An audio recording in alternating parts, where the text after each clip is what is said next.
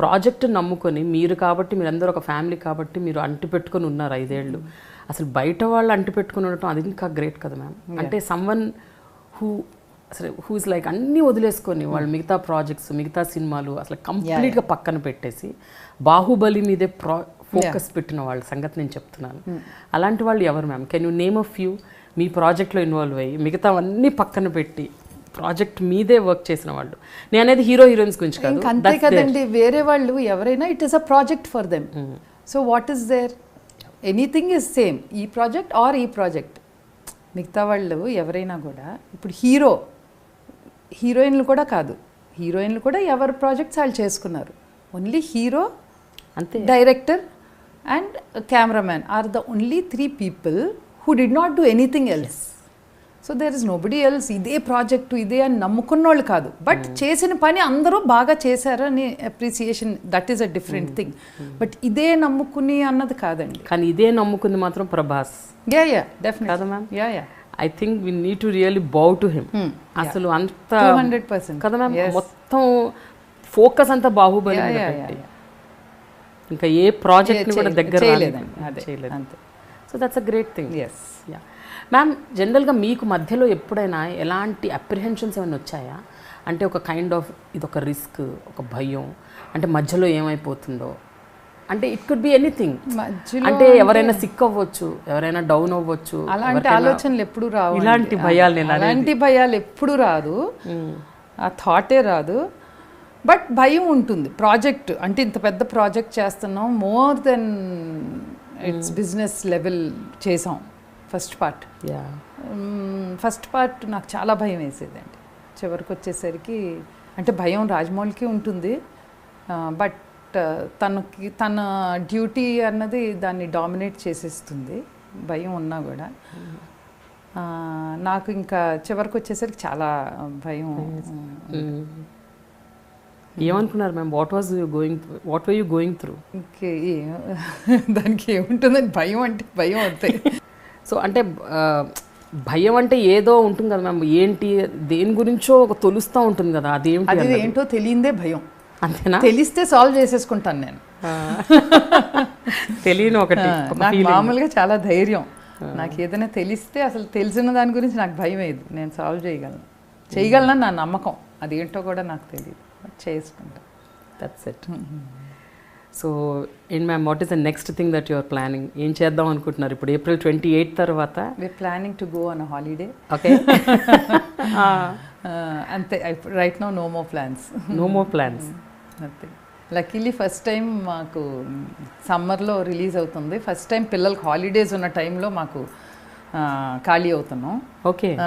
ఇదే first time summer. Yeah, first time in his career that పిల్లల్ని school ఎగ్గట్టించక్కర్లేకుండా హాలిడేకి తీసుకెళ్తున్నాం. Ma'am బేసికల్గా what is your nature ma'am? అంటే నేను అనేది సినిమాలు వ్యక్తిగతంగా రెండింటిని కాంబినేషన్గా చూసుకుంటే కూడా మీరు as a person how strong are you? అంటే టు హ్యాండ్లింగ్ ఛాలెంజెస్, లేకపోతే dealing with things, dealing with people. I'm very strong, very very strong. Because అంటే చిన్నప్పటి నుంచి కూడా we grew up in that way. My mother was very strong. She was a single woman and not educated. అంటే నాన్న చాలా చిన్నప్పుడు పోయారు. మేము 8, 7, 9 మా వయసులో మేమిద్దరమే సిస్టర్స్, నేను వల్లి. అమ్మకి 33 years ఎంతో ఏజ్. మాకేం ఆస్తి ఏమీ ఉండేది కాదు. అమ్మ ఏమీ చదువుకోలేదు, కానీ మా అమ్మ ఎప్పుడు నవ్వుతానే ఉంది. మా అమ్మ ఎప్పుడు బాధగా నాకు గుర్తులేదు. ఎంత ఆలోచించినా మా అమ్మ చిన్నప్పుడు ఎప్పుడు బాధగా నాకు కనపడదు, అంత స్ట్రాంగ్ మా అమ్మ. సో అదే నేచరు మాకు వచ్చింది, అదే తత్వం. మమ్మల్ని అలాగే పెంచింది, చాలా కాన్ఫిడెంట్గా పెంచింది. ఎవరు మా తాతయ్య గారు ఇంటికి రమ్మన్నా, మా మామయ్య దగ్గరికి రమ్మన్నా ఎవరి దగ్గరికి రాను, నా పిల్లల్ని నేనే పెంచుకోవాలి అని తను ఇండివిజువల్గా తను పెంచింది. పచ్చళ్ళు పట్టి అమ్మేది, అలా చిన్న చిన్న పనులు చేసి ఒక స్కూల్కి హాస్టల్ రన్ చేసి తర్వాత ఆ తర్వాత కాలేజ్కి మెస్ రన్ చేసి తను చేసిన పనులలో మేజర్గా చేసినవి చెప్తున్నానండి. చాలా చేసింది, చిన్న చిన్న ప్రయత్నాలు, జస్ట్ మమ్మల్ని డీసెంట్గా పెంచడానికి చేసిన ప్రయత్నాలు. సో పెంచింది. బట్ ఇవన్నీ మేము చాలా ఎంజాయ్ చేసాం మా లైఫ్. అట్ ఎవ్రీ స్టెప్ మాకు అయ్యో మేము ఏమీ లేదు, మాకు ఇన్ని కష్టాల్లో ఉన్నాం అన్న ఫీలింగ్లో మేము పెరగలేదు. చాలా కాన్ఫిడెంట్గా పెరిగాం, హ్యాపీగా పెరిగాం. మాకు ఏమి ఉండేది కాదు, బట్ ఏమీ లేదన్న ఫీలింగ్ లేదు, అప్పుడు లేదు. అరే అప్పుడు ఏం లేదు కదా అని ఇప్పుడు అనుకుంటున్నాం, అప్పుడు లేదు, ఏం లేదన్న ఫీలింగ్. బికాజ్ మాకు మా అమ్మ ఉంది, మా అమ్మ స్ట్రెంగ్త్ ఉంది, హ్యాపీనెస్ ఉంది. సో ఇలా పెరిగాను కాబట్టి మేము కూడా వెరీ స్ట్రాంగ్. మేము పీక్స్ ఆఫ్ పావర్టీ చూసేసాను.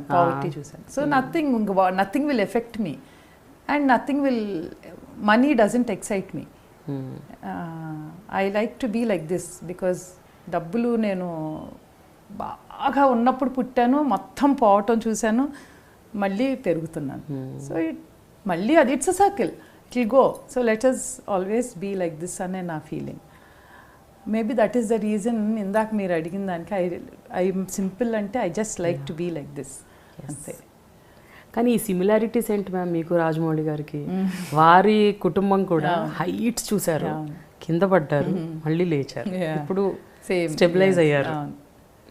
అందుకనే వాళ్ళు నేర్చుకున్నారు. తను కూడా ఏదో we like the life we are leading. That's really great ma'am. Really అసలు అంటే మనీ రెమ్యునరేషన్, డబ్బులు ఎవరికైనా అవసరమే. కానీ ఎంతవరకు అవసరం అని మీరు అనుకుంటున్నారు మ్యామ్? ఎస్పెషలీ రాజమౌళి గారు ఇప్పుడు #1 డైరెక్టర్, ఏస్ టాలీవుడ్లో ద మూమెంట్. ఇప్పుడు ఎవరిని అడిగినా మాకెవరితో యాక్ట్ చేయాలని అంటే రాజమౌళి గారు అని పేరు చెప్తారు. Any actor, the biggest of the big. ఏమంటే భయపడి పారిపోతారేమో హీరోలని నా ఫీలింగ్. లేదు పారిపోరు. అంటే ప్రభాస్ని చూసేసి ఓహో ప్రభాస్ చేశాడు మేము కూడా చేయొచ్చులే అనుకుంటారు. సో నేను అనేది అలాంటి ఒక డైరెక్టర్ ఎంత వాల్యూ ఇస్తారు మ్యామ్ నిజంగా? అంటే నిజంగా చెప్పండి, హార్ట్ఫుల్గా, జెన్యూన్గా, how much value give to మనీయా? అసలు మనీ తన థాట్లోనే ఉండదండి. ఆ థాట్ తనకు అసలు ఉండదు. ఇంకా నేనే కొంచెం ప్లానింగ్ చేయాలి లైఫ్. మళ్ళీ ఆ కిందకి వెళ్ళకూడదు, రెండు రౌండ్లు తిరిగింది, మళ్ళీ కిందకి వెళ్ళకూడదు. కాబట్టి అట్లీస్ట్ మనం చచ్చిపోయే వరకు కంఫర్టబుల్గా బ్రతకాలనే ప్లానింగ్లో నేను ఉంటాను తప్ప తనైతే అసలు అంత ఆలోచన కూడా ఉంది. అసలు హీ డజంట్ నో ఆయన బ్యాంక్ బ్యాలెన్స్ ఏంటి, ఆయనకి ఎన్ని డబ్బులు ఉన్నాయి, ఆయనకి ఎవరు ఎంత ఇస్తున్నారు, ఎంత పోతున్నాయి. మీరు గవిక్కిన ఆయన కారు ఎక్కించుకుని బయటకు వెళ్తే బిల్లు మీరే కట్టాలి దేనికైనా. ఆయన జేబులో డబ్బులు కూడా ఉండవు. ఓకే. మా డ్రైవర్ దగ్గరే కొంచెం డబ్బులు పెడతాను నేను, ఒక కార్డు పెడతాను just in case. But generally తన అంత వేరేగా బయటికి వెళ్ళడు, ఎక్కడికి వెళ్ళడు, అసలు అవసరం రాదు. బట్ జస్ట్ ఎమర్జెన్సీ కానీ తన దగ్గర అయితే ఏం ఉండవు. తెలియదు కూడా తనకి. చెక్కుల మీద కూడా కరెక్ట్గా సంతకం పెడతలేదని నేనే ఆ అథారిటీ కూడా తీసేసుకున్నాను. ఎందుకంటే ఆటోగ్రాఫ్ బరికినట్టు ఇలా బరుకుతుంటే ప్రతిసారి ఆ చెక్ రిజెక్ట్ అవుతుంది. బాగుంది. సో మొత్తం ఇంకా కష్టం అనిపోయి మీరే కంట్రోల్ తీసేసుకున్నారు. Okay ma'am. అసలు జనరల్గా జోక్స్ వేస్తుంటారు ఆయన మీద, ఆయన ఏడిపించడం, ర్యాక్ చేయడం మీరే బాగా ఎక్కువ తొక్కేస్తాం అసలు అందరు కలిసి. అసలు పిల్లలు అందరూ కలిసారంటే అసలు మామూలు ఆయన మీద కాదు, ఆయన సినిమాల మీద. ఫర్ ఎగ్జాంపుల్ ఫస్ట్ క్రిటిక్స్ మేమే ఫ్యామిలీలో. మా పిల్లలు భయపడిపోతుంటాడు, ఇప్పుడు వీళ్ళు ఏమంటారు అని కూడా ఆలోచిస్తాడు ప్రతి సీను ఫైనల్గా చూసేటప్పుడు. ఈడొచ్చాడంటే ఈ పాయింట్ తీస్తాడు. సో దాని గురించి ఆలోచించి దాని ముందే సరి చేసుకుంటుంటాడు అనమాట. అంత క్రిటిసిజం ఉంది ఇక్కడ. సో ఆయన he doesn't care for media critics, బయట క్రిటిక్స్ అవన్నీ. మీరు అసలు ఎవరు అంత క్రిటిసైజ్ చేయలేరు ఆయన్ని, అంత క్రిటిసిజం ఉంది ఇంట్లో. ఓకే, ఒకటి చెప్పండి, ఒక example, 1 or 2 if you can remember ఏదన్నా. నాది మెమరీ వెరీ పువర్, బట్ జనరల్గా ఉంటుంది కానీ చిన్న ఏరుతారండి. ఏదో మగధీరాలో ఒక ఒక సీన్లో ఒక అమ్మాయి యాక్టింగో అదే కరెక్ట్గా నేను చెప్పలేకపోతున్నాను, బట్ పర్టికులర్గా ఎలాగని నేను క్లారిటీతో చెప్పలేను, బట్ ఏదో పట్టుకుంటారు. ఇంక దాన్ని పట్టుకుని బాబా ఎందుకు బాబా ఆ అమ్మాయి అలా బిహేవ్ చేసింది, ఎందుకు బాబా ఆ బాడీ లాంగ్వేజ్ ఏంటి బాబా, ఇంకా అతన్ని పీకి రే వదిలేయండి రా, అది ఎవరూ గమనించలేదు. నేను గమనించాను కదా బాబా, నాలాంటి వాళ్ళు 10 మంది గమనించుంటారు అంటారు ఇలా. దానితో అందరూ ఒకే అపార్ట్మెంట్ లో ఫ్యామిలీస్ ఇంకా టార్చర్ అది. ఈవినింగ్ సండే అయ్యేసరికి అందరం ఒక చోటకి చేరిపోతామండి కింద, అక్కడ ఒక పెద్ద, అందుకే మా హాల్లో ఫర్నిచర్ ఉంచను నేను ఎక్కువ, ఎందుకంటే అందరూ కింద పడి దొల్లుతూ ఉంటాం. ఓకే, మీరు పాట్లక్లు కూడా ఎక్కువ చేసుకుంటుంటారట, అంటే మీ ఇంట్లోంచి ఒక డిష్, వాళ్ళ ఇంట్లోంచి ఒక డిష్, అందరు కలిసి ఒక్కొక్కళ్ళు ఎవరి ఇంట్లో ఏ కూర ఉంటే అది తెచ్చుకుని కూర్చుని ఒక చోట భోంచేసేయటం.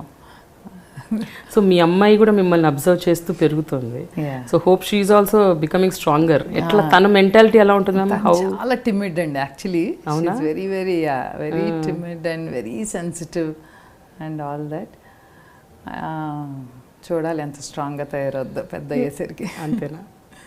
Thank you so much ma'am for your time. And Baahubali 2 కూడా సూపర్ బ్లాక్ బస్టర్ హిట్ కావాలని కోరుకుంటున్నాం. We are all waiting. Thank you so much. కనీసం ఎండింగ్లో వెళ్లే ముందన్న చెప్పండి, కట్టప్పే చంపాడా ఇంకెవరన్నా చంపారా, అదొక్కటి చెప్పండి. అదే బాహుబలి ప్రేమ, నేను కట్టప్ప ఎందుకు చంపాడో మాకు వద్దు, అసలు చంపింది కట్టప్పేనా? అసలు కథే మర్చిపోయాను, ఈ మధ్యలో వచ్చిన కథలే గుర్తుంటున్నాయి నాకు, అసలు కథ మర్చిపోయాను. Okay ma'am, thank you so much. ఈ మధ్య నరేంద్ర మోడీ గారు కూడా ఎలక్షన్స్ టైంలో స్టేజ్ ఎక్కి అన్నారు. అవునవునంట, విన్నారా? వాట్సాప్ లో పంపారు ఎవరో, విన్నారా? కట్టప్ప బాహుబలిని ఎందుకు చంపాడో తెలుసుకోవాలి. Very good. Thank you so much, ma'am. Thanks a lot. Thank you.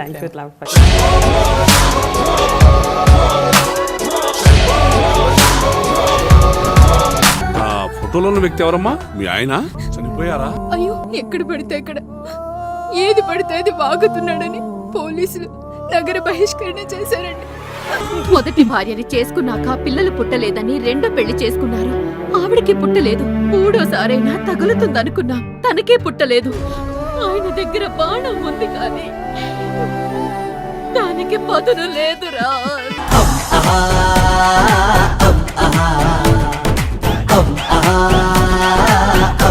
ah